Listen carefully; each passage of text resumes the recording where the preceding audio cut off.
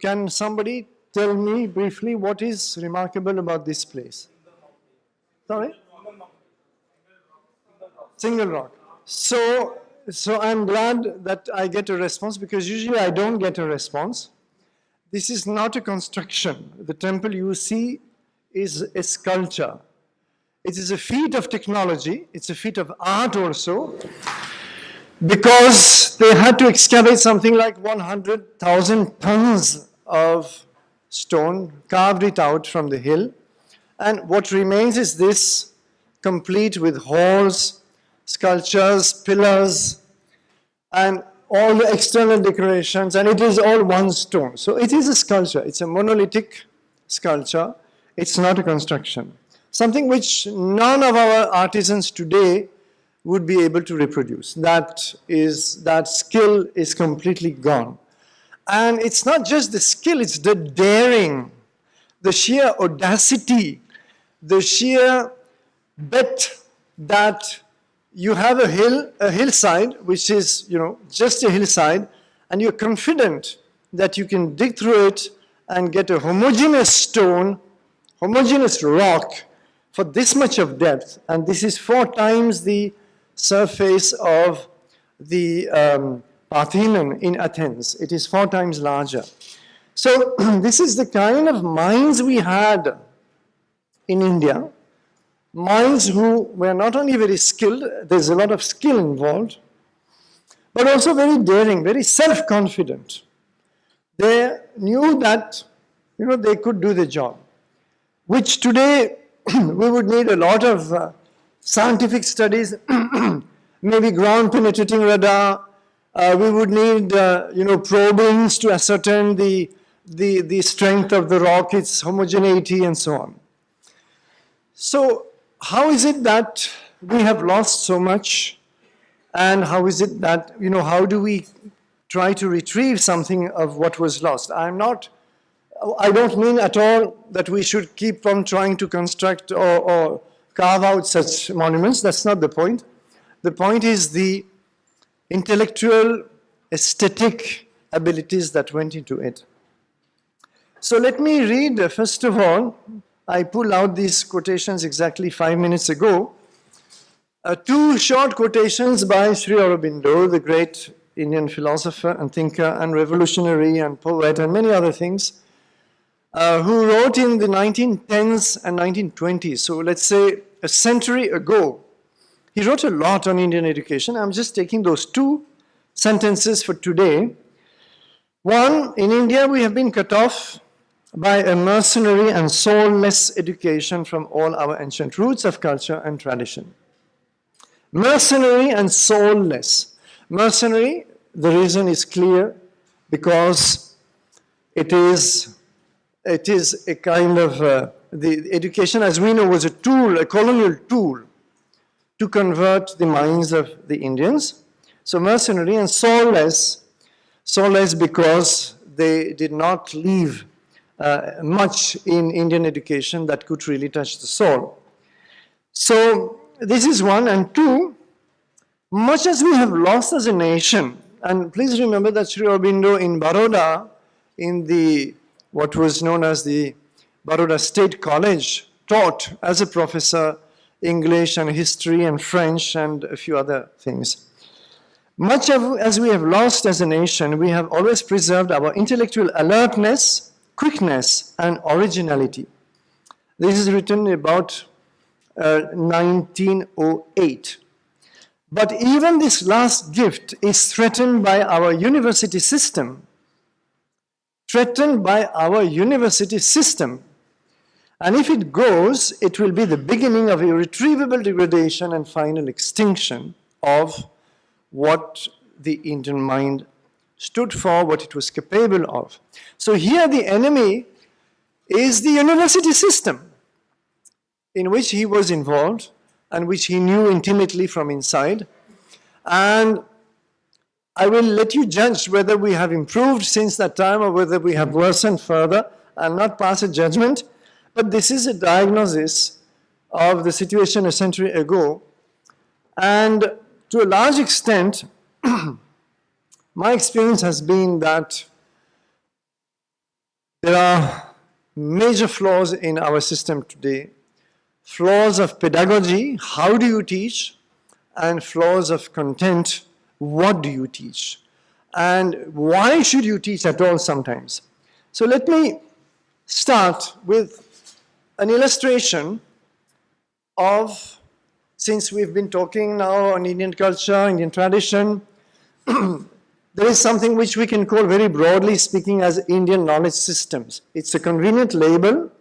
It's a label that I use at IIT Gandhinagar, and we have a yearly course on Indian knowledge systems there as part of the humanities department, where I invite scholars from all over India on a specific theme. And the idea is simply to bring to the IIT students some awareness of the vast amount of knowledge that was available in India. And it's not just the knowledge per se, it's not the ancient knowledge that I'm interested in. It was the approach. It was how Indians explore knowledge and what they wanted out of it. So, let's take academic fields, a few examples, one after another. And as I said, this is all drawn from my personal experience more than anything else. And my observation, clinical observation, diagnosis, that students have no knowledge or very little of it.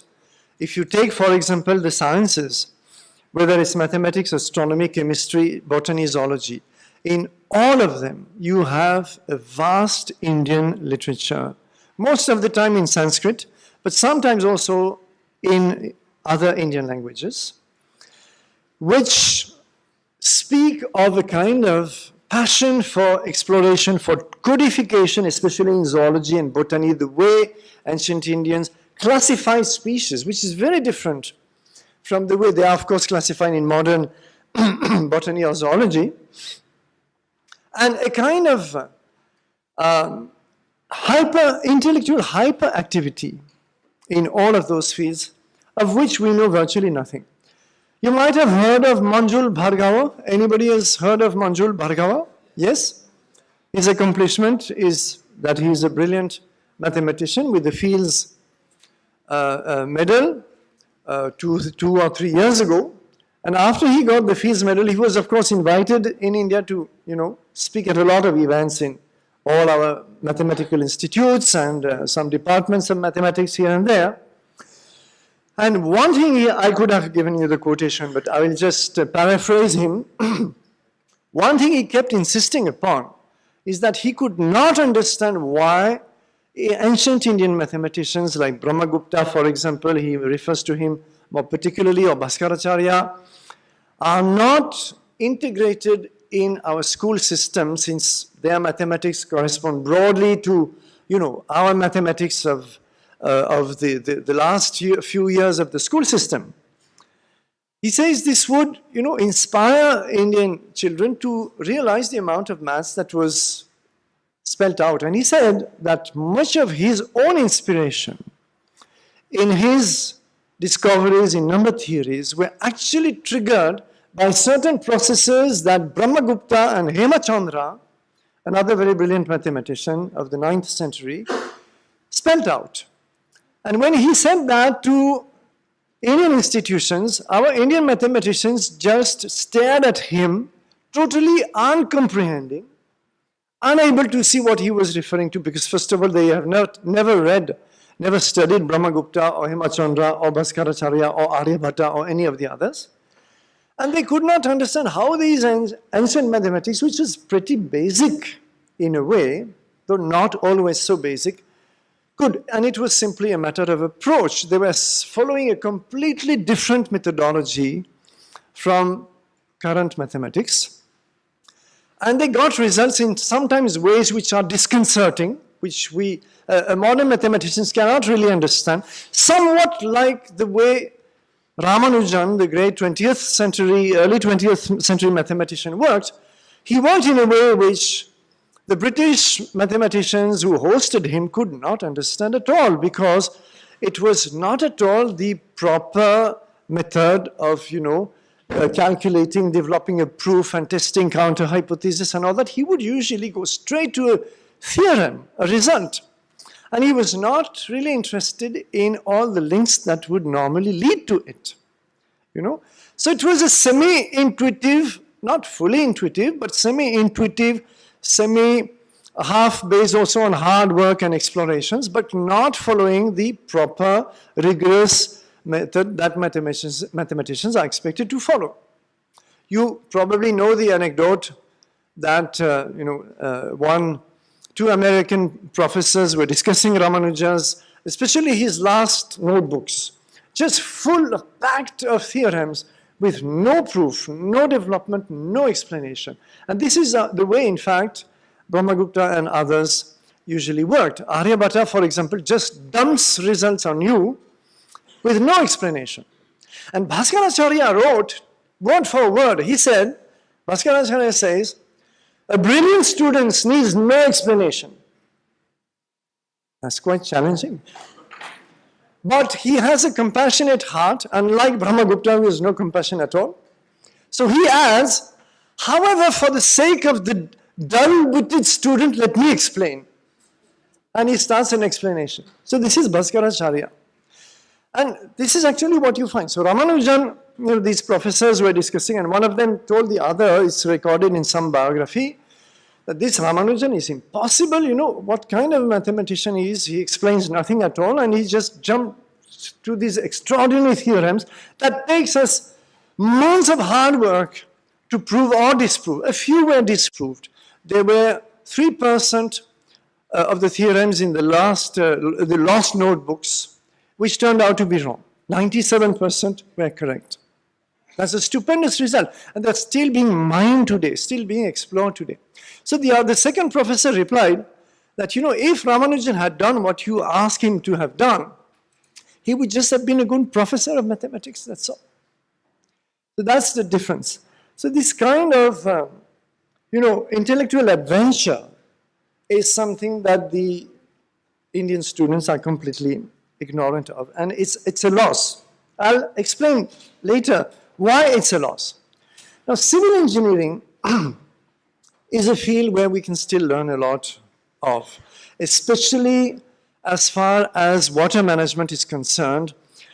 India, being a monsoon-driven climate, from very, very early times developed enormous amount of varied techniques of water management.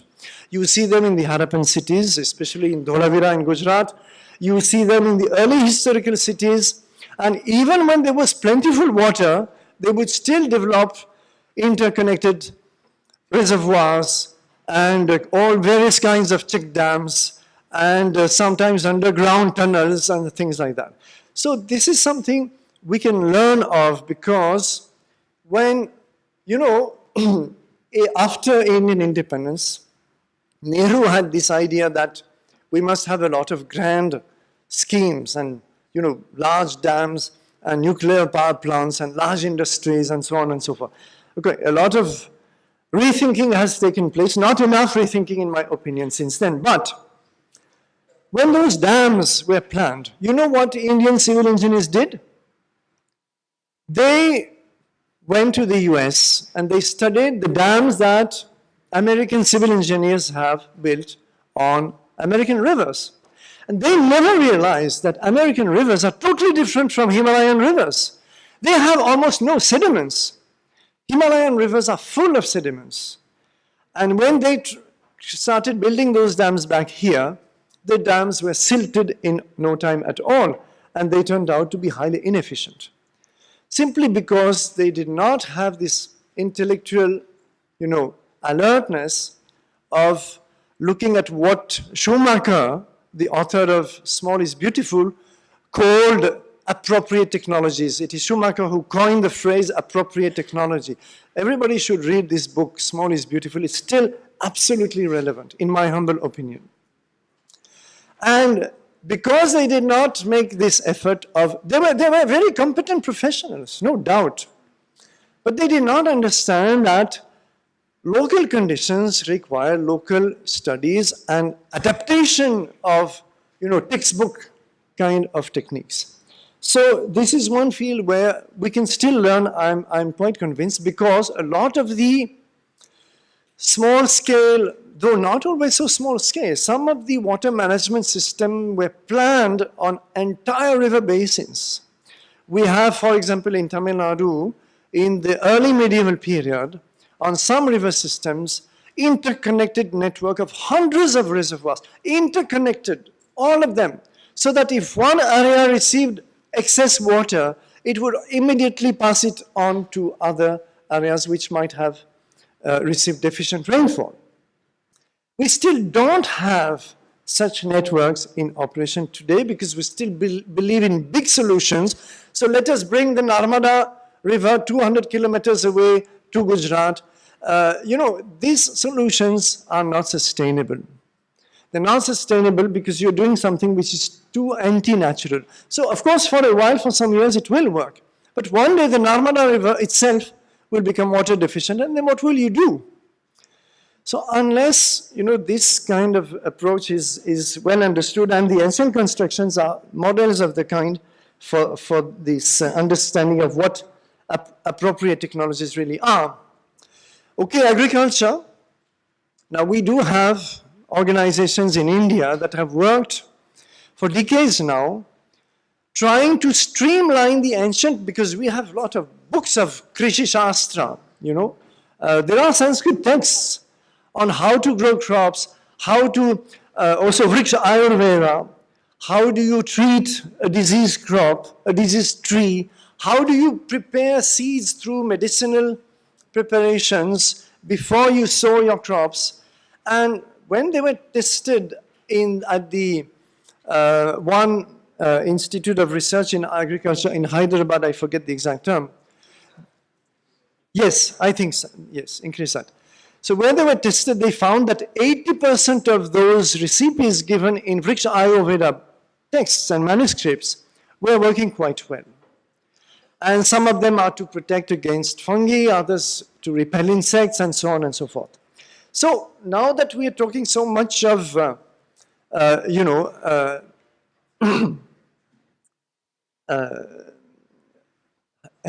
health foods and bioagriculture and organic agriculture and so on, because the Green Revolution was perhaps unavoidable. It was certainly very helpful, but it has been obvious for quite some time to many people that it has run its course, and it is not a sustainable method of practicing agriculture in the long term. So this is where, again, people are turning back to the old knowledge. And it's not that you have to go by the old books, because you can't do that anymore. The conditions today have changed. So nobody is saying that we have to simply go back to the past and all will be well. That would be a complete illusion. But what some, like the Center for Indian Knowledge Systems in Chennai, they've been working now for more than 20 years at adapting those traditional agricultural techniques. And what they do is that they streamline them and introduce a lot of small, simple machines, most of which can be run by hand, to take the chores, the tedium out of agriculture. For example, to produce much more rapidly neem products like neem cakes, neem solutions that can be used to protect the crops and so on. So it's not that, nobody is saying this, that if we go back to the past, we can solve all our problems. Obviously, this is not going to work. But an intelligent use of whatever is relevant of the past techniques, technologies to today's problems is still a very, very valid and very needed approach. Ecology, we have introduced in our school curricula ecology, I think about 15 to 20 years ago, not much more than that. And I was very happy to see that, because I've always been very concerned with the environment and involved in some environmental work in Tamil Nadu. But I was dismayed to see that in the textbooks that I saw, all the lessons of ecology were simply copied from Western textbooks, essentially. So a little bit of scientific knowledge here and there, which is very necessary and very much needed, no doubt about it, but not a word of reference to the practices of and not only practices, sometimes theories of, what should be our approach to nature? How do we relate to nature as human beings? What is it that we can take from nature in a sustainable manner? This whole philosophy. You see, when somebody like James Lovelock speaks about the Gaia theory in the West, which is adapted from the ancient Greek concept that the earth is a being, Gaia is the Greek goddess, earth goddess, everybody takes him seriously. In India, no scientist would dare to start a Bhudevi theory. Why not? Why can't we have a Bhudevi theory and see where it takes us? No scientist will dare, because the minds are enslaved. So they're not going to go back to the ancient approaches and see what practices of environmental conservation were advocated, for example, by Kautilya in Arthashastra. Kautilya speaks of nature sanctuaries, he speaks of water management system, irrigation systems. He speaks of protecting trees. There are fines for people who injure trees, not even fell trees. Injuring trees is an offense which carries a fine. So this is, of course, a big lacuna. Medicine, I don't think I have to spend much time on this. Ayurveda is coming back in fashion. Sometimes through authentic practitioners, sometimes through not so authentic practitioners, because as always, plenty of people want to ride the wave and profit by it. But nevertheless, it's a system of medicine which has stood the test of time, certainly more than 2,500 years old. And it is, again, it has a lot of advantages over classical modern medicine. And this is something which our regular modern doctors are still very ignorant of, if not dismissive of. And we have a lot of, I know somebody who was in a top medical institution in India and who decided to take a 5-year sabbatical to go and study Ayurveda, and she was told by supposedly top medical researchers, scientists in India, she was told, "Are you mad? You're going to sacrifice your career to go back to superstition." So this is still, to a large extent, the kind of thinking we have in our scientific institutions. And that will have to change. It is changing. If you go to philosophy departments in Indian universities, chances are that 99% of the course will be dedicated to Western philosophers. I have nothing against Western philosophers. I never read them, to be very frank. In fact, in my +2 exam, there was a paper of philosophy, and I bluffed my way. I was 16 years old. I totally bluffed my way. And the topic I will tell you, because in France it's very interesting, and that will connect to something I have to say later. They just want to see that you can think and build an argument. They're not interested in seeing that you can, at least in my days, that you can repeat a textbook. So the topic was one word: freedom. That was all. That was the only one word on the question paper. Freedom. That's all. Say something. So I just bluffed my way, saying that Western philosophy is not equipped to deal with freedom. We have to turn to Indian philosophy, and in particular Vedanta. And I don't know what rubbish I must have written, because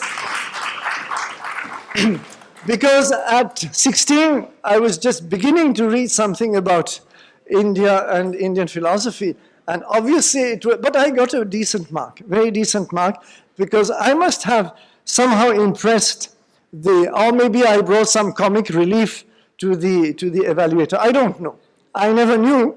But why do we have, again, to be so obsessed with the West? The West did great things in all fields. That's a given. But why does it mean that we have to obliterate Indian systems of philosophy, which is to say the quest for two things: knowledge and happiness? These are the two things that Indian systems have really been after. So I'm not going to talk about them. I just want to highlight this point, and I have to proceed.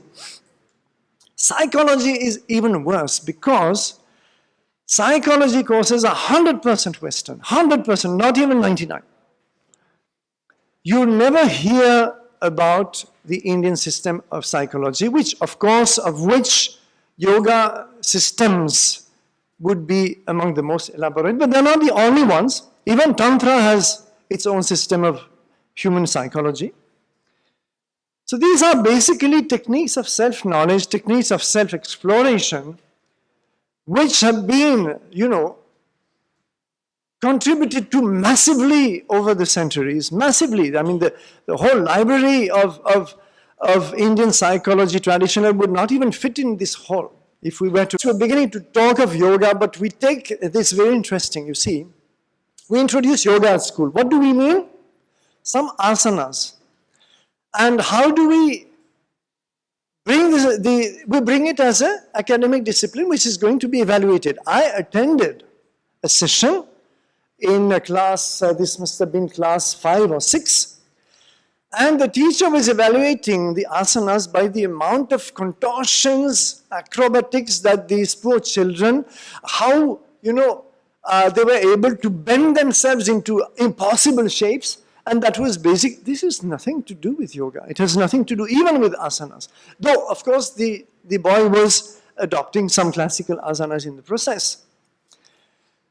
And so therefore, we have actually brought the de-spiritualized version of yoga, which has spread in the West. In the West, in Europe, that is their freedom to do that. If they don't want the spiritual background that comes with yoga, and if they want to take it purely as physical exercise, they can do it. I have no problem with that. But why do we have to re-import yoga through that channel and say now we will teach yoga and we won't even look at the Indian sources or the great Indian masters? This is one more aberration. I have to proceed. Now, political science is one field where, I have kind of dug a little bit myself the field. I have looked at texts, of course, Arthashastra, but there are many other texts of, Niti Shastra, Rajanitis, texts of governance. In fact, they're all over the place. In Mahabharata, one of the longest texts that you can read at one stretch is the speech of Bhishma on the bed of arrows to Yudhishthira. And before he dies, the one thing that concerns him is to pass on his knowledge of governance, what should be the ideal king, the ideal rule, and his relation with the subjects, and to pass this on to Yudhishthira. Not that Yudhishthira is supposed to need it, but this is, so in fact, you can extract this completely out of the Mahabharata and present it as a text of governance. And there are so many others. So this was a kind of an obsession and a whole field of knowledge which was developed in a very big way. And here, I think we have a lot to learn from the ancient concepts, a lot to learn from the actual practices, not only concepts.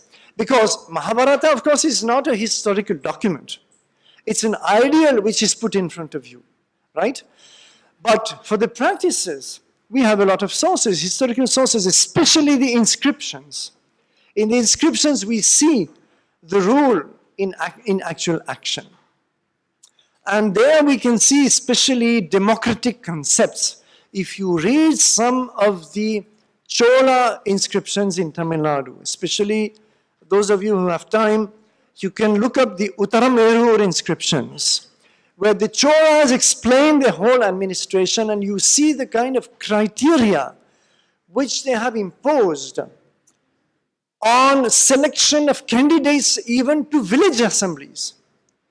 Candidates to village assemblies had to be older than 35, younger than 70. They had to have studied one Shastra, they call it Veda, but it's not about the Vedas properly speaking. They had to have no case of corruption in the family. There are so many stringent qualifications and disqualifications. For example, any member of the village who has been on one of the committees, because the villages are organized in self-governing units, with a committee for waterworks, a committee for the temple, a committee for agriculture, etc. So there are a number of committees, and these committees have funds They are funded by the village, by the communities. So any member of such a committee who has not submitted his accounts cannot be a candidate to village assembly. So they are very strict. And when you read that, you start really wondering about our MPs and MLAs, and you realize that in 1200 years, because this is about 800, 900 AD, we have not really improved, the kind of rigorous approach we should have brought to governance. So anyway, there's a lot that we can still apply here. Education, now I'm coming to that in a moment. Finally, business and management. We might again go to our business schools and find that all that is taught in business schools, and I'm sure some of you, how many of you have come out of, have studied in business schools in India? Yeah, maybe a dozen or so. Did you ever learn about ancient practices of Indian business, management, ethical concepts? Have you ever had courses on this? Yes?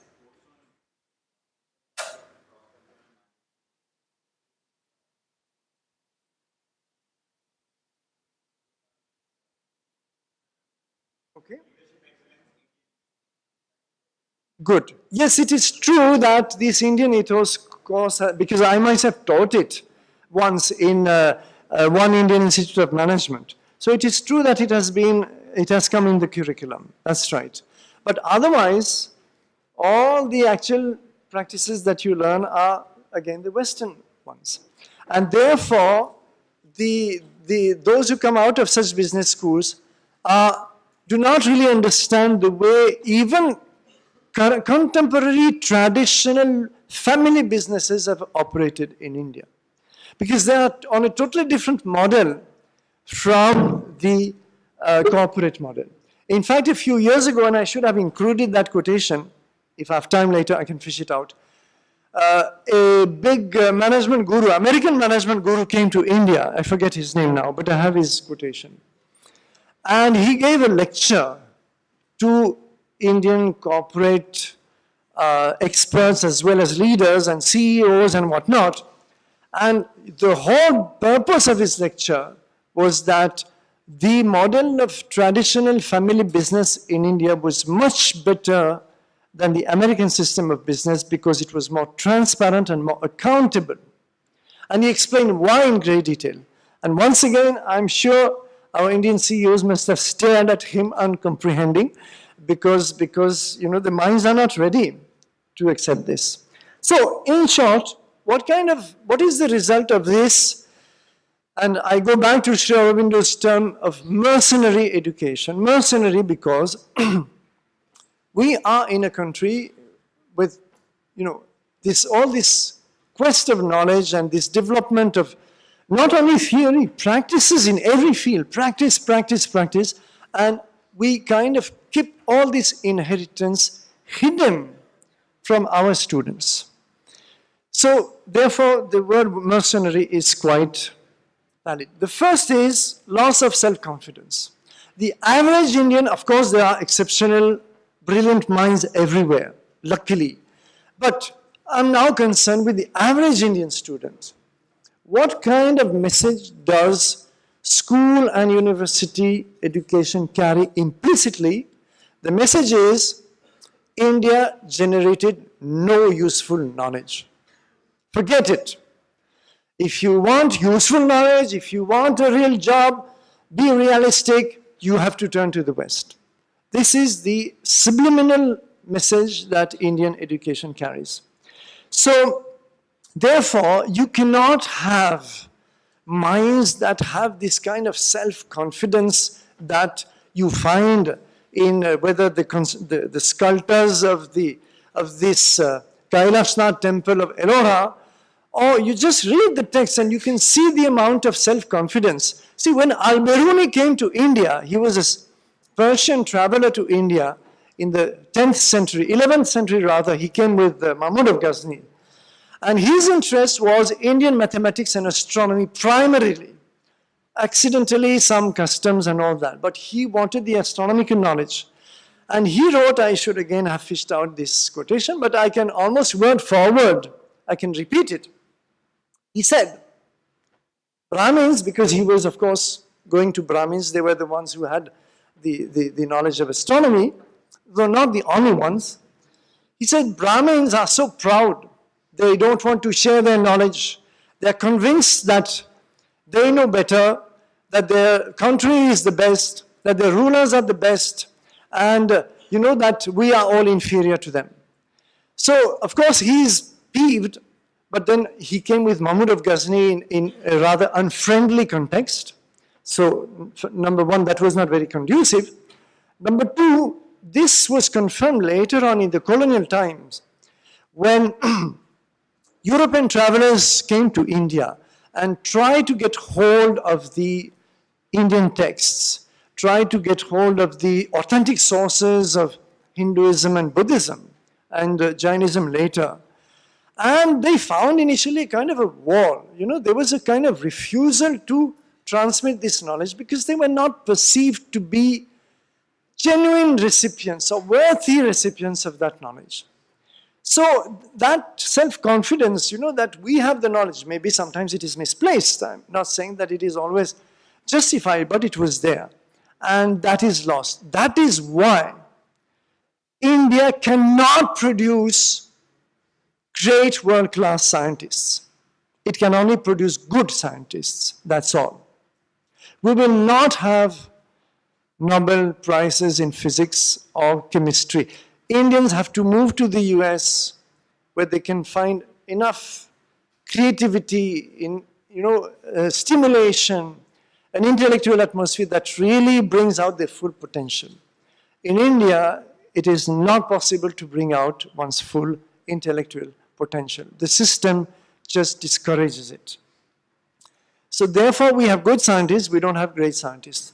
For a Manjul Bhargava to get the Fields Medal, he has to work in the US. If he had spent his life in India, probably he would not have got it. So this is one great damage done to the Indian mind. Second, what do I mean here? Cross-disciplinary thinking. If you read, and this is not exclusive to India. You can say the same of, say, classical Chinese civilization also. You find the same people, a mathematician, for example, suddenly bringing some philosophical concept. Or you find Ayurveda discussing the purpose of life, discussing what yoga can contribute to a cure. So you find a constant interpenetration. You find, for example, architecture.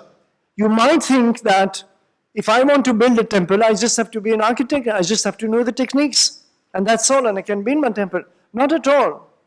There's a whole philosophy, cosmology behind your architecture which turns the temple into a symbol of the whole universe. If you don't understand this philosophy, you cannot actually build a proper temple, a true temple.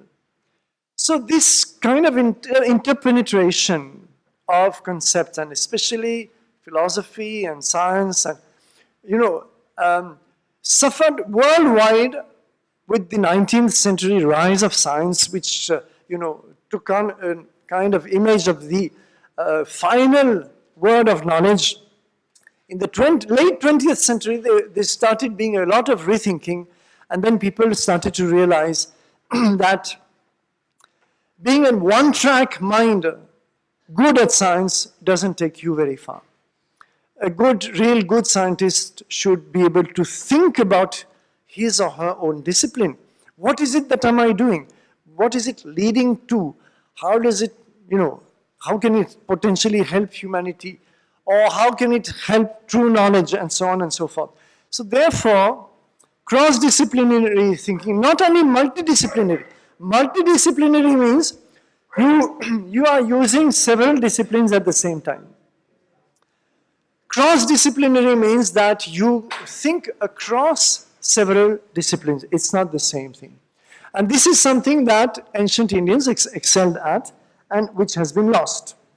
So therefore, loss of creativity, I think I've already dealt with that. Another very serious loss is the loss of aesthetics. Now, India, if you read, a lot of texts by Indologists, especially Western Indologists, about classical Indian civilization, the one thing that strikes them is a concern for beauty, beauty in every field of life. And some Indologists wrote, India is the land of beauty, above any other region of the world. I don't have to tell you that this almost no longer exists. We have, especially in post-independent India, we kind of accepted, again, this is never formulated openly. It's a subliminal message, that we have to accept a certain amount of ugliness in our lives, in our cities, in our streets, in our homes, if we really want development. We can't have development and aesthetics together. This is again a subliminal message which is deeply wrong, and which, if we went back to the ancient worldview, we would easily get rid of. Loss of appreciation for heritage. Take a classroom to a heritage site or to a museum, and you will simply find that, and I've done it, I've taken many groups of students to heritage sites, and I have found invariably that all that students really want is to let out their pent-up energy, run around the ground, shout as much as they like, but as far as really studying what is there and learning something, and there the teacher is of course even more to blame, because the teacher does the same. If you question the teacher about some art piece in a museum where he or she is taking the students, you will get a blank answer. So there is an inability to appreciate heritage, partly because of the loss of aesthetics, but also partly because you're not building the bridges. We were discussing with some of you just before this session how history, for example, is totally disconnected from the world around the student. History completely fails. What can Ashoka, what can the Mauryan dynasty mean for a class 6 student? Strictly nothing whatsoever. I've strongly been an advocate of starting history and geography classes, whether it's in class 4, 5, 6, with the local geography and the local history.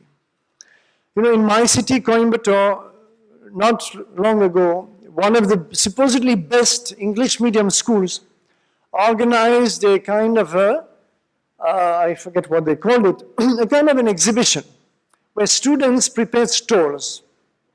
And these are supposed to be researched topics, and the topic here was festivals of the world. So they presented, everybody had a stall on a particular festival in Japan, in China, or whatever. And you stop at the stall, all of you must have seen those scenes and you must be familiar with them. And then one student will stand and will recite the commentary, which he or she has learned by heart, most of the time without understanding anything of it. And then you're supposed to congratulate the student at the end, nice job, and so on. So I stopped at a stall. It was about some festival in the Amazonian rainforest. And there was a bright boy who started giving me a lecture on the Amazonian rainforest and how it is an evergreen forest and so on and so forth. And it went on for 10 minutes. And at the end, I asked him, can you tell me where is the nearest rainforest to Coimbatore? Total blank. And his teacher, there was a lady teacher there, she quietly dropped off because she didn't want me to ask her the same question. She didn't know. So I had to explain to this boy that the nearest evergreen rainforest was 70 kilometers away from Coimbatore in the Western Ghats. Above 1,500 meters altitude, you have only evergreen rainforests. And these kids are never told that. They don't know the name of bygone rivers which used to run through their own city. They don't know anything about their local environment. It's not their fault. It's the fault of the syllabus, which completely disconnects the students. So this is of course, we complain about the loss of values, but this is something which, after all, Indian texts were always teaching and not preaching. They were teaching it the right way, through stories, through heroes, inspiring characters, and those values were imbibed automatically without having to even talk about them. So again, today, we have a completely inverted approach where we say we'll teach value education. Have any of you had classes of value education when you were in school? Yes? Well, yeah, plenty. Good. But did you really feel that you were learning something of value? No. No, because you can't teach values as a separate topic. It's absolute nonsense. It has to come through all the topics, including sports, maybe sports first of all, in a way. It has to come through whatever, through literature, through history, through every discipline. Even in maths, you can teach some values. I could demonstrate it if I was given time. So this is another, kind of mental disease that we have. So finally, to sum it up, loss of an appreciation of India as a creative civilization. We teach India as a nation. And we insist that India is a modern nation, 1947, beginning of democracy in India, and blah, blah, blah. India is not a nation. It was forced to become a nation in the European sense, modern sense of a nation state. That is to say, a defined territory with known borders, more or less, and with a constitution, and etc., parliaments, and blah, blah, blah. So this is the European concept, which arose, as you all know, in the 18th century, more or less, of a nation state. But did India not exist before? So if it existed before, what was it? If it was not a nation in the modern sense of the term, it was a civilization. And this is how Indologists study India, as a civilization. They don't care whether there was a border here or there. That's not the approach. So that is, of course, lost, and that is a great loss. Okay, now solutions are actually contained in the diagnostic. Obviously, we need deep systemic changes. Are they going to happen? Certainly not tomorrow. Day after tomorrow, probably not. But maybe in a few years, maybe not in your own generation, maybe for your children, I don't know. I have no idea. I stopped hoping for deep systemic reforms because that would require visionaries. Really people who have studied the problem of education, both at school level and higher education problems, which are very different from the problems at school.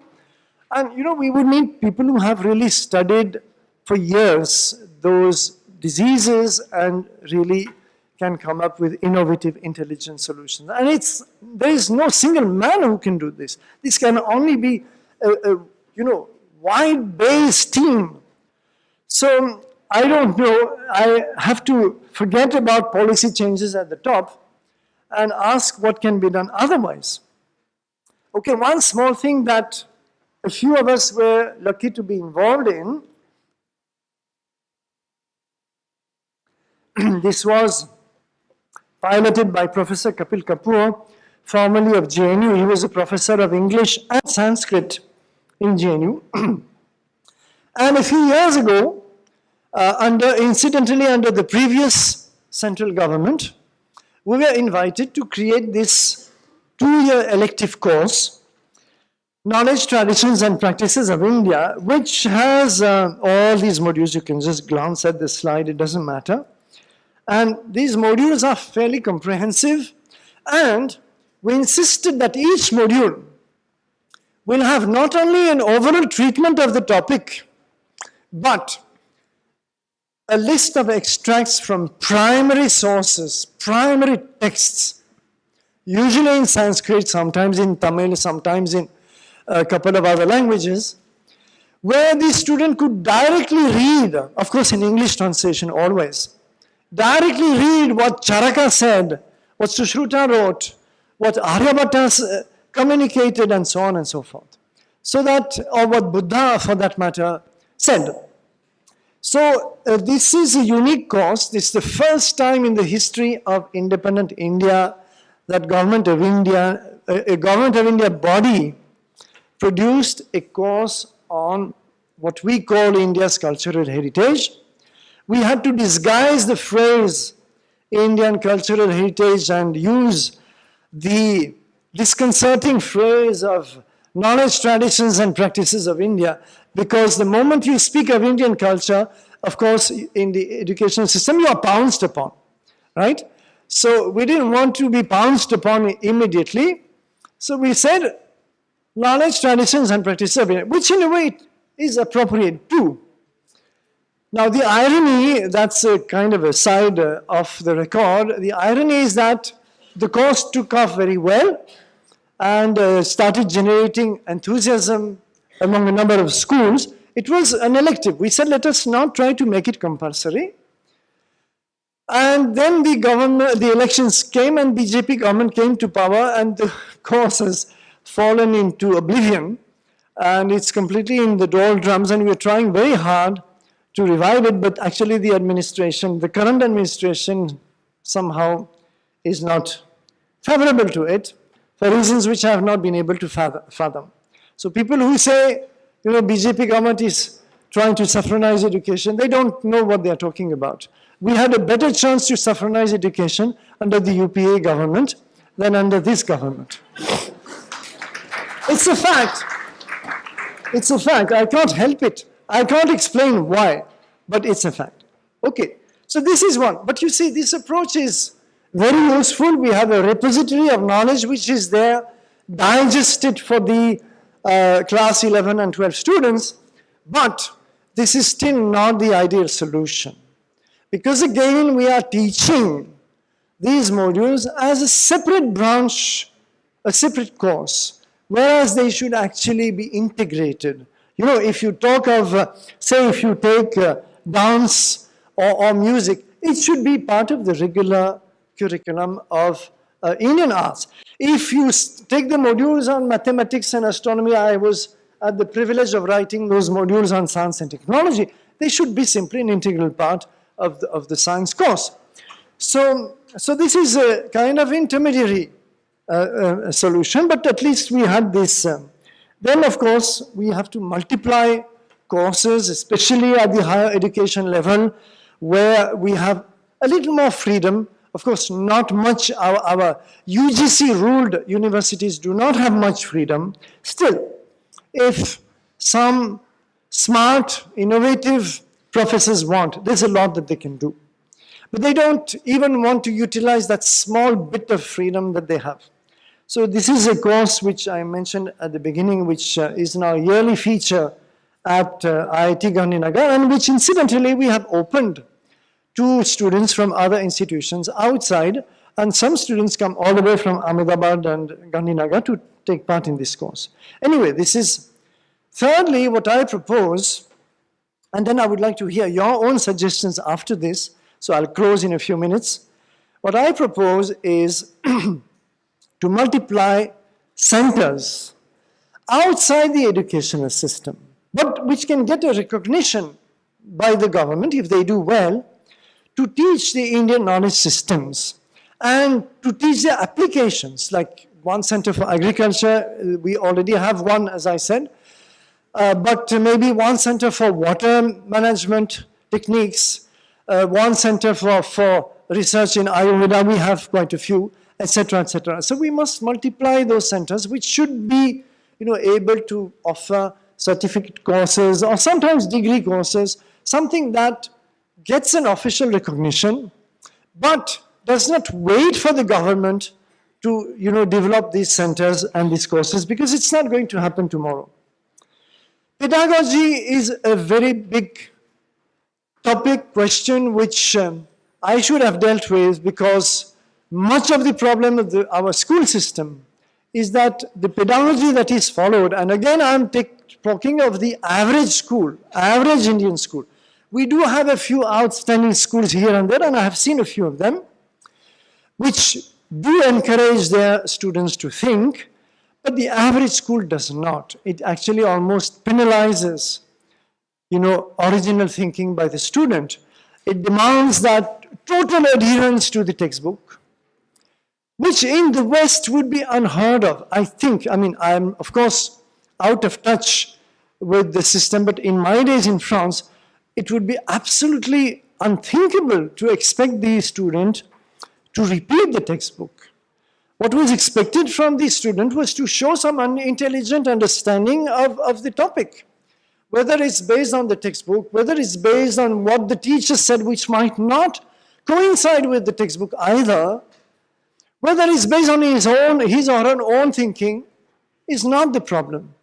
So we have become textbook obsessed, of course exams obsessed, and incidentally, if I had the power to implement one reform in the educational system, a single reform, and once I sent a note to the previous Minister for Human Resource saying, Madam, please consider implementing this one single reform. And it's extremely simple. We have an exam system, CBSE. Of course, the state boards are there, but they would kind of realign themselves in course of time, which rewards memorization of textbooks to the extent of 70 to 80% in my estimate. There is only room for 20-25% of creative inputs from the student, even much less perhaps today.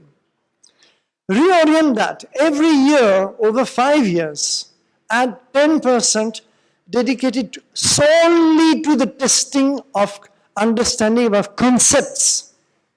If it is science problem solving, and you give problems in a different form than one the student usually works on. If you do that, you take 5 years, every year you increase by 10% the amount of matter which is tested, dedicated to the proper intelligent understanding of concepts, you will find that the whole system has to realign itself. First of all, the teachers will have to change their strategies. They will have to suddenly address the intelligence of the student, which they're not addressing most of the time. And you will find that the school managements also start promoting, creative pedagogies, because this is what will be eventually rewarded. Exam systems are there to reward whatever they want. So let us have an intelligent exam system, and automatically the whole system in the course of 5 to 10 years will be obliged to realign itself. Of course, there would be many more things to do, but this is one way by which we would immediately encourage a different kind of pedagogy. I don't want you to think that I'm here to glorify ancient India, not at all. I am somebody who's studied ancient India in enough depth to know that it is useless to try to glorify it, and especially useless to portray it as a kind of ideal period where everything was perfect and everybody was happy and so on and so forth. Such a period never existed, neither in India nor anywhere else on earth. So therefore, I have seen that the more shallow scholars are those who glorify the most. I hope you get my point. And this is a pitfall to be absolutely avoided. We can have a critical study of the ancient knowledge systems. There are things in them that are still relevant, still appropriate. There are things in them which are not, which can be easily forgotten or discarded. And occasionally there are things in them which are dead wrong. It also happens. So we have to avoid carefully those pitfalls, and it is only solid scholarship which can be our safeguard in this process. So finally, I think this I have already covered sufficiently when I initially covered a few fields of Indian knowledge systems. We should not portray them as some curiosity of the past. We should extract from them whatever can still be relevant, and I am personally convinced that there is a lot which is still highly relevant. So not everything, but a good deal. So this, of course, is the critical point, because if you have a culture which cannot bring you any contribution to solving today's problems, situations, then that culture is dead. It is as simple as that. So if Indian culture is alive, and that is for all of you to decide, then it means it has something to offer to us today. Very practically, in our daily lives or daily situations or national problems, social problems, whatever it is. This is a whole different line of topics, so I can't start on that. What is your opinion on having a new board of education like CBSE and IB, which has pedagogy and content aligning with your ideas, which you mentioned here? I'm totally open to it, provided we don't fall back into the old pitfalls. So either, if indeed it is too difficult to reform a system like CBSE, IBSE, and so on, and probably it is too difficult because our bureaucracy is entrenched. It is not that the bureaucracy is necessarily hostile to change, but it is resistant to change by its very constitution. So sometimes it may be a much better idea to try and create something parallel that will eventually bypass, the existing system. So yes, but I hope that it will be daringly conceived, well conceived, intelligently conceived. We can avoid the pitfalls, but at the same time, we should really do what we feel must be done, and not be afraid of being labeled this or labeled that, because you'll always have somebody labeling you. Doesn't matter. You have to do your work honestly. So if a group can be constituted, to work on such a board, I'll support that, certainly. So this question by Simran, she asks, there are conflicts between India and Western countries about certain intellectual property like yoga and turmeric. What are your views on that? See, this is a very difficult problem because the traditional Indian attitude to knowledge was that knowledge does not belong to anybody. It would have found the concept of copyright absurd. Perhaps some of you know the story of Jagadish Chandra Bose. Bose was this great physicist and botanist, Bengali botanist, and many other things. And he actually discovered wireless transmission 1 year before Marconi. We have a series of papers published by IEEE, which established that. And he demonstrated it in the London Royal Society 1 year before Marconi. But unlike Marconi, he refused to patent it. And a journalist asked him, why did you not patent what you found? You would have been rich, you could have started industries and so on. And Bose could not understand. And in fact, he wrote a very lovely letter to Rabindranath Tagore. I wish you would read that letter. I have it in my laptop, a piece of it. He wrote that letter saying how an American businessman was after him to register patents. There were other discoveries of him on semiconducting elements and so on. And he explains how absurd the whole idea is to him, because that is actually, the Indian notion. So unfortunately, the American system, the Western system, dominates the academic global scene, and of course the business global scene. So we are obliged to play the game to some extent.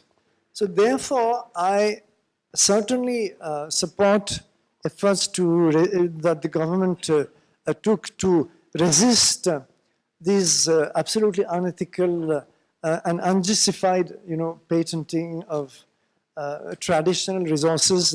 So there should be a protection of traditional concept, resources, recipes, discoveries, and so on. And I think that this concept is catching up. I do not know whether legally there is a space has been made. I know that there is something called geographical Yes. So that to some extent has provided a space for protection of traditional knowledge, but it doesn't go far enough. So I think we would need to create a space for that where, people can continue using turmeric without suddenly being sued by some American pharmaceutical industry, certainly. So there's a question by Rowan. He's asking, you mentioned about intuitive knowledge, right? So how do we have a school where where the students can develop this intuitive knowledge, something which you have said we have lost? See, intuition cannot be developed like you would develop your muscles in a gym. It's a little more subtle than that. What can be done, for example, in mathematics, it's very well known. If you do advanced mathematics, you actually train yourself. And it's very well known that the brightest mathematicians are the most intuitive. Sometimes the solution comes to them without thinking, or when they have given up a problem or something. So and mathematics is much discussed, the room for intuition, and physics to some extent. So this is something that, we can, for example, if in literature, we gave much more emphasis on the students learning to write and compose, prose, poetry, write stories. There's no space, there's no time in the present syllabus for students to do that. So then, again, we can ask them to try to be creative, innovative, and draw something from some inspiration. Writers also are always hunting for inspiration. So this is something that has to come slowly through a variety of disciplines. But you, again, need space for that. So you need, in your new board of education, you have to have a much reduced syllabus. CBSE syllabus is absolutely huge, inhumanely huge. It is what I learned at school in France, I don't know, was perhaps half of it, or 1/3 of it, or 2/3 maximum. So there has to be much less, a much lighter syllabus that gives all the space for creative, extracurricular activities, and so on and so forth. There's a question by Vittal. So we spoke about the thing, we're not having the right history, right? But he says that he studied NCERT class book 7 history, where where there were totally wrong opinions on the Thanjavur temple. So Thanjavur temple. So there are wrong opinions. They are not supported by facts. Basically, people who wrote all the textbook didn't have an idea of Sanskrit. So what do we do where facts are misrepresented or we have different opinions in our textbooks? Well, that's a problem that some of us have been, fighting for years, many years, because it's not just that. There are misrepresentations at many levels. You know that there is something which was called colonial history. First of all, Indian history was not written by historians, unless you go back to Kalhana of Kashmir in the 12th century, but that's a bit of a different story. But modern histories were written entirely by Europeans. It's a normal fallout of the colonial period. It could not be avoided. Then some Indian historians tried to, come into the, to remedy the grossest distortions that were there. But a lot of colonial prejudices, stereotyping of Indian society, of Indian thought remained. Sometimes remained explicitly, sometimes remained at what I call a subliminal level.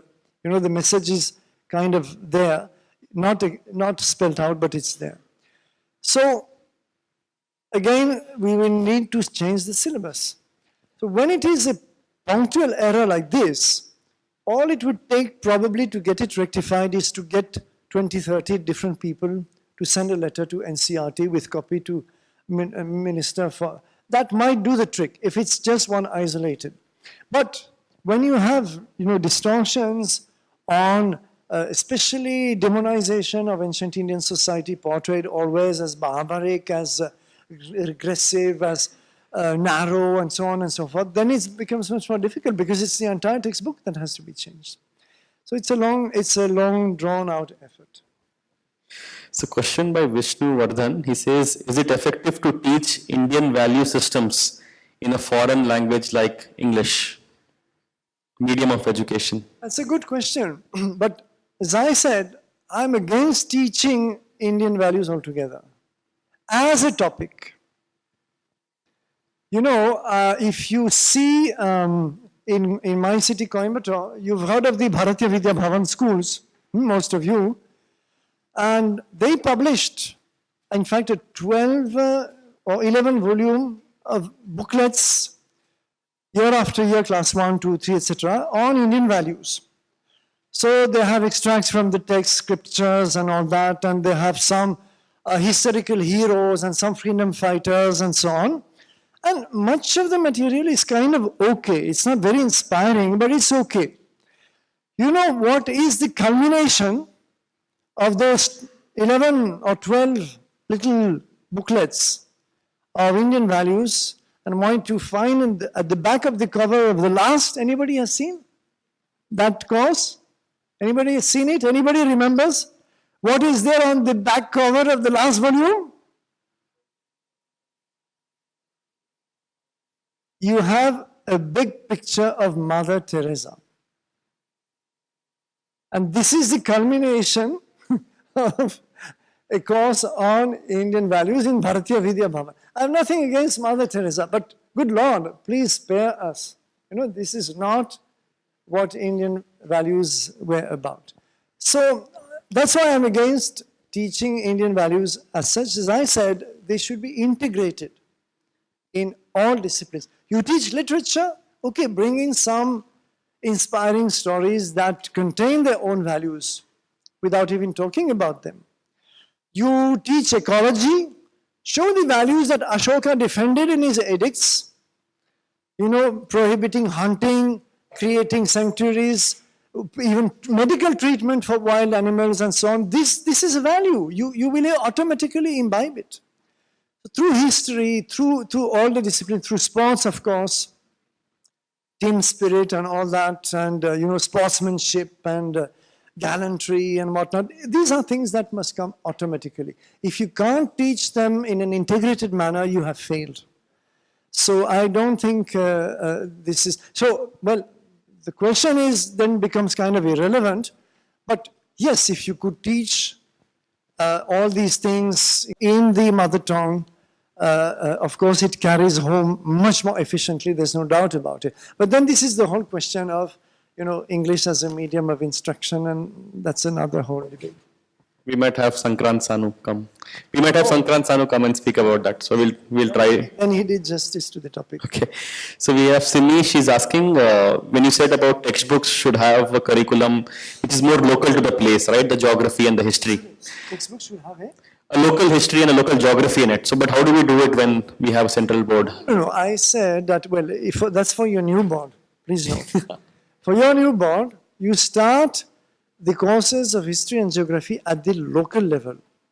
Not even the district, just the town or the city. And there's always something very interesting to discover.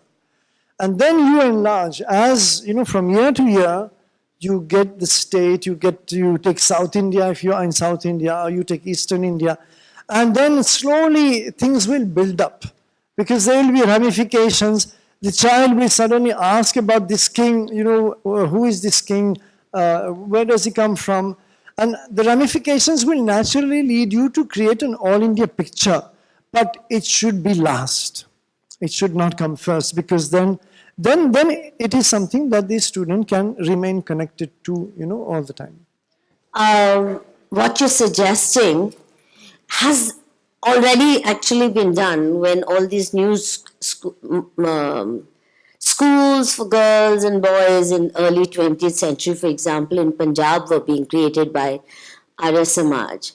Lala Devraj, who pioneered women's education, so-called modern education, it's not as if education for women was unknown before. His Kanya Mahavidyalayas, I studied the curriculum of them as part of my thesis. And the geography lesson, for example, started with the compound of Kanya Mahavidyalaya. You know, learning directions, drawing up map of it. Then it went to the mohalla, the neighborhood. and then the geography of city Jalandhar, and then the geography of the district and Punjab. Whereas we in our so-called public schools started with tundras and Amazon, never really saw the map of India. In Tamil Nadu, the first year of geography, they begin with Africa, not even India. India comes 2-3 years later. First Africa, and then I forget Europe, I think. It's completely absurd. So I'm very happy to know this. Okay. This is a question by Rama. What would you recommend someone who wants to get started on understanding Indian knowledge systems? What should one read?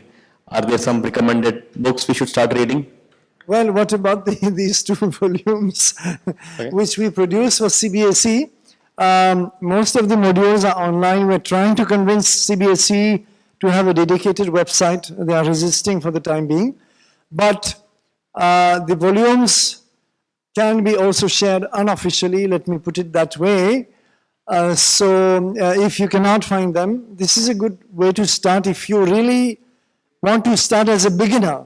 If you have already some slightly more advanced knowledge, then it's a difficult question because I'm asked this question repeatedly. What book would you recommend to give a solid introduction to Indian culture? There used to be one such book, which is The Wonder That Was India by A.L. Basham. And he wrote that in the 1950s, and it was a very honest effort because Basham was not exactly an admirer, it was certainly not an unconditional admirer of Indian civilization. And he was quite critical, and he had also some of the old colonial biases also. At the same time, he was honest in his appraisal and very meticulous in his descriptions. It is largely a historical book, but the trunk is culture more than history. And at the end, he ends up really giving a very balanced and overall, very praising picture of India as a civilization. So that was a very good book. It still exists. It is still in print. There has been nothing to replace it. And there are a lot of things which are outdated, unfortunately. So, unfortunately, today what you need to do is read many books actually in all of these branches. I could give you one excellent book on the history of mathematics in India. I could not give you one excellent book on water structures, but a few excellent papers. In each of these disciplines there are books. So now today you have to put in more effort because we don't have really one comprehensive study. So that's the difficulty. A question by Sanchari. She says, what is your opinion about homeschooling? I honestly don't know. I have seen some children being homeschooled. It has definitely some advantages. There's no question about it. A freedom to learn at the child's own pace, which is something very important. But it has also some disadvantages, especially at a social level. The child is not mingling much with other children of his or her age, and that ends up creating a handicap when the child rejoins the system later. So I am in 2 minds, and I don't really know how to, get the best of both systems. I do not know, perhaps, I don't know. Let me not speculate at this stage. Okay. A lot of questions on the RTE, the no detention policy and other rules in it. So what is your opinion about the RTE? I'm not happy with this law. I think it has been made without really applying our minds to the actual ground realities of the schools in India. And obviously there's a lot of abuse of the law, and it has also promoted a lot of local corruption, facilitated a lot of local corruption. So altogether, yes, there should be, channels open to to children from disadvantaged sections of the society. I'm quite for that, but I think there could easily be better laws, and there should also be more support from the government in the form of scholarships, even to school children, modest scholarships that can go a long way to support the child through his education. In the 1950s, a great mind, J.R.D. Tata, the industrialist, told Jawaharlal Nehru to start urgently family planning in India. This is perhaps 1955 or so. And he said, you open a bank account with 5,000 rupees, which was a huge amount in those days, for every girl in India, provided the family has adopted family planning after 2 children. This was a kind of investment that the government would make in every Indian girl, provided the family planning was adopted by the family. And Nehru's answer was, nonsense. A large population is the greatest asset. Now, we can see today whether 1.2 billion people, is it really our greatest asset? I'm not convinced. So I think that, unfortunately, the advice of such people as J.R.D. Tata gave was never heard and never even considered. But this is the kind of solutions that we should look for much more than a steamrolling law that is going to be misapplied most of the time. There's a question by Siddharth. He says that if knowledge production, as you said, was an example with a dominant caste like Brahmins, how could the access and distribution of the knowledge be equal to all? See, you have first of all to understand the way ancient Indian society was organized. It was function-based. So it was the job of the Brahmins to promote knowledge, to nurture knowledge, first of all receive it, nurture it, and educate. So transmit it, right?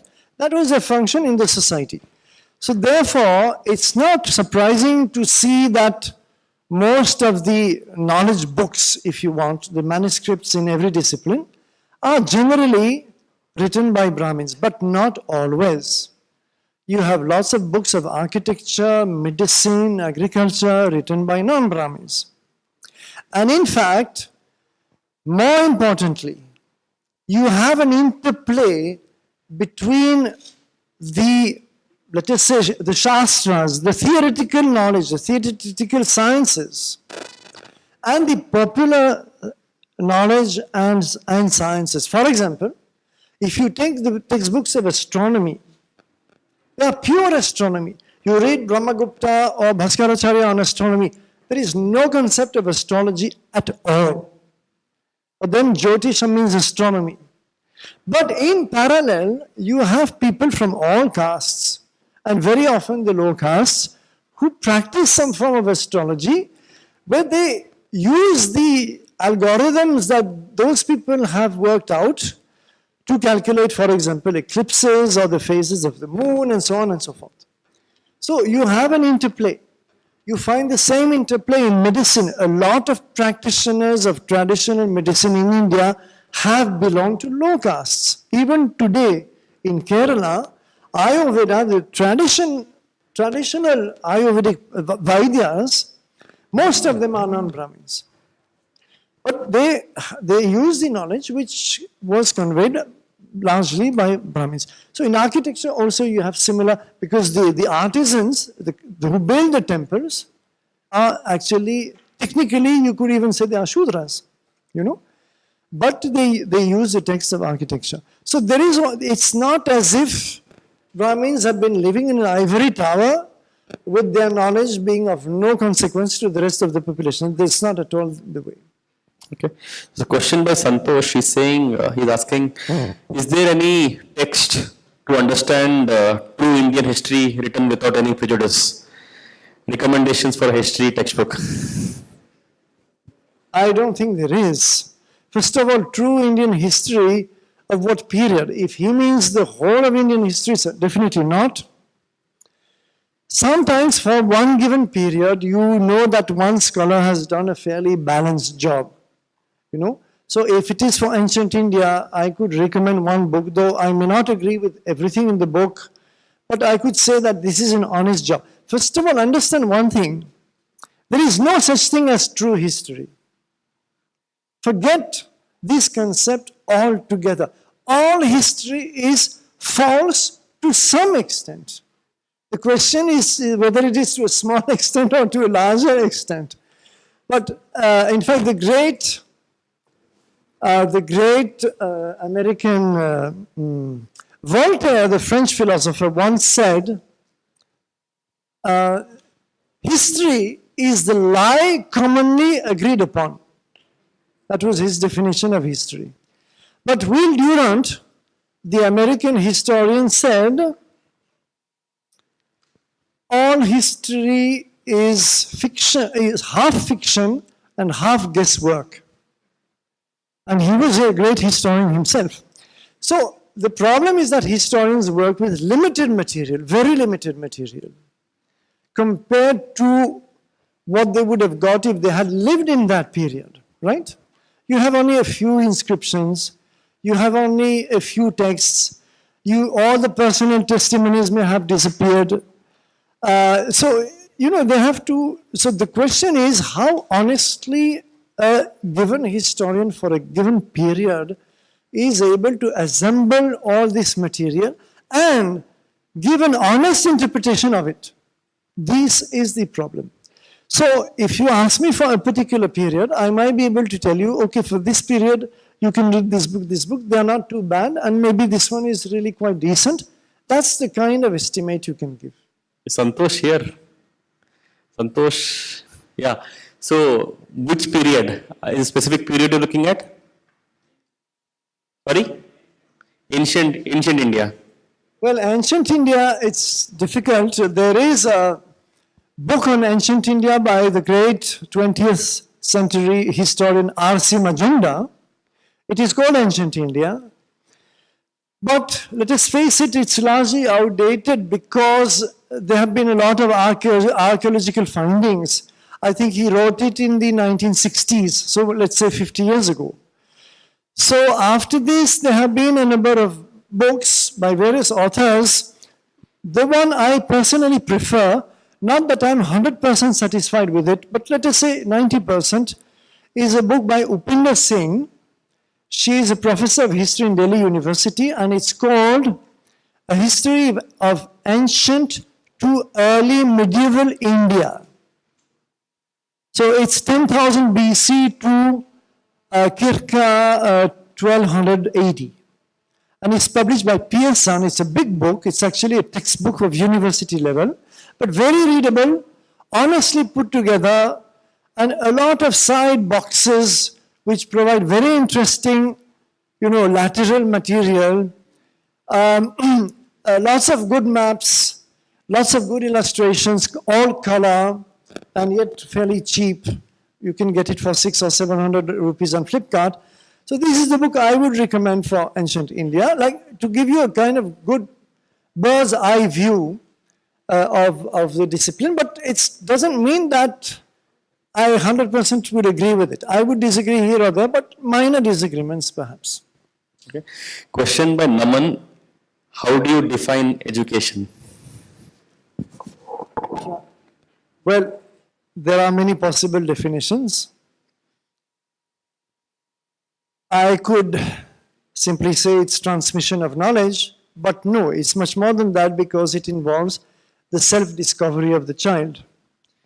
In fact, Sri Aurobindo once he has a very interesting short text on education, a short text, where he defines 3 principles of education.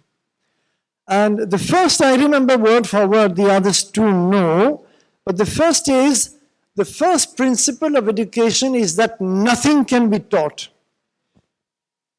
Now that appears completely paradoxical, but the more you think about it, and the more you realize that, you know, what he means is that education has to be the blossoming of the knowledge, first of all, and there he explains a bit in this second and third principles, the knowledge that the child already has somewhere. Bookish knowledge is nothing. Bookish knowledge can be acquired by reading books. But education should be about acquiring what books cannot give you. Right?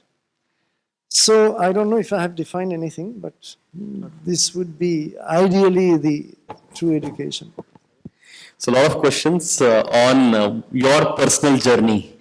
What made you come here? What made you get interested in the Indian knowledge systems? And your personal journey, if you could share in a few minutes about this. I think we'll skip that one. Sir. There was a lot of questions on that because they are very curious about how did you get interested in the space. I don't know. What made me turn to India at the age of 15 or so. Some friends have told me that you must have had a former life as an Indian. That's not a very rational answer, but maybe that's the true answer. What do we know? So I don't know. All of you are Indians by accident. I am an Indian by design. That's all.